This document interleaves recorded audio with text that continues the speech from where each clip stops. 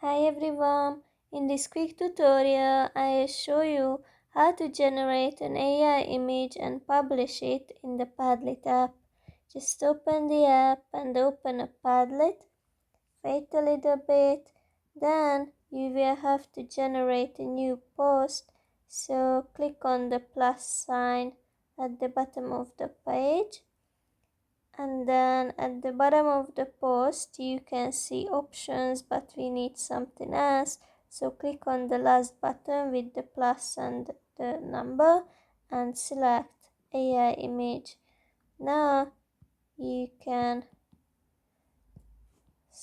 write what you want the picture about and then click on this arrow next to it, and now wait. After that you will see more than one options. Select the one you prefer and then publish it. That's basically it. I hope it helps.